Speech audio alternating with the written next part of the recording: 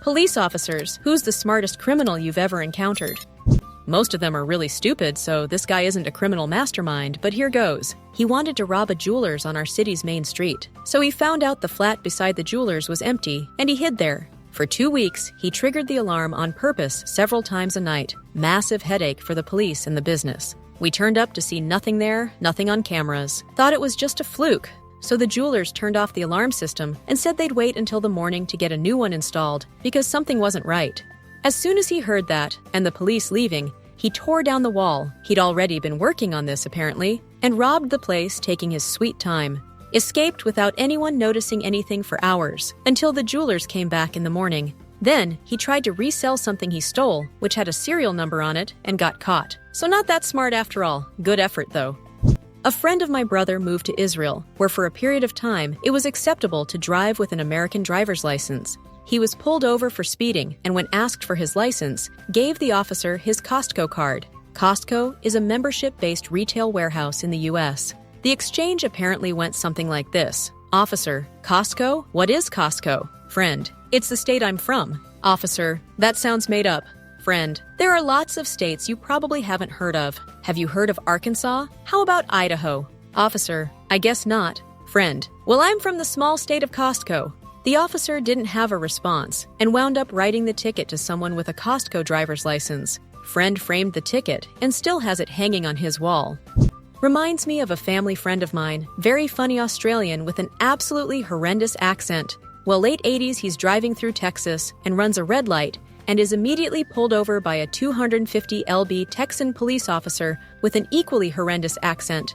So my friend, when asked about running the red light, gets very apologetic and explains that he gets easily confused because in Australia, you know how things are reversed down there. Red means go and green means stop.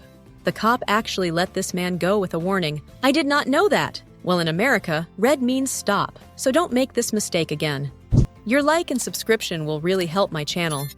Interesting story. A homeowner walks out one morning to drive to work, only to find his car missing. He reports the car stolen to police. A few days later, his car is sitting back in front of his house. When he gets inside, he finds a note. It was an apology that said the thief was in dire need of quick transportation, and so he borrowed the first car he found with the keys inside.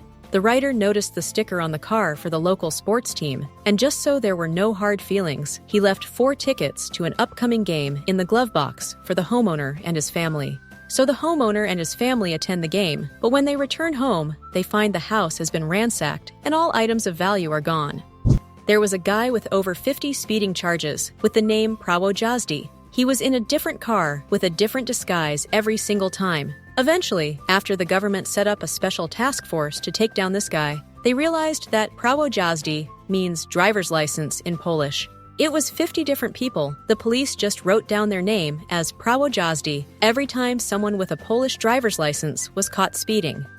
It is very similar to Phantom of Heilbronn. German police were looking for a serial killer who had left DNA traces at over 40 crime scenes all over Europe, only to find that the DNA belonged to a woman who worked at the factory that made the cotton swabs used for collecting DNA samples.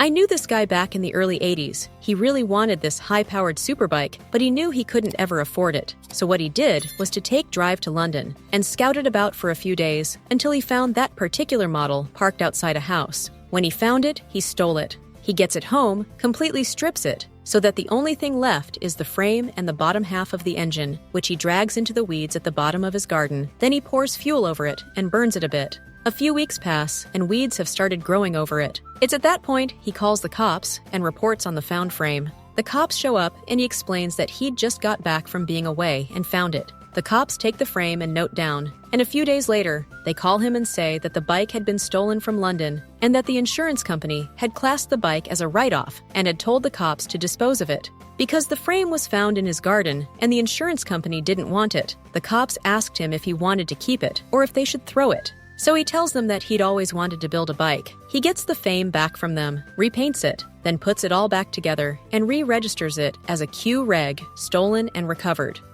Well, there was this one guy. He stole stuff, but also involved a lot of people. One time, he was planning to steal a whole bunch of cars, all luxury cars. So he got his people to call 911 from all different places to tell them that car theft was taking place in multiple places. So the police went each time until he actually did the crime. Then no one came. He was never caught. When the owner of those cars came, the police didn't believe him. Genius right there. Working in a home improvement store when younger, this guy came in, went to the snowblowers, took one, and went to the return desk. Said he wanted to return it, but had no receipt. They told him you need a receipt, so he says, "Okay, I'll be back," and wheels it off to car through the front door. He did this a few times. Couple places even helped him load it back into his car. Your like and subscription will really help my channel. Thanks a lot for your donations.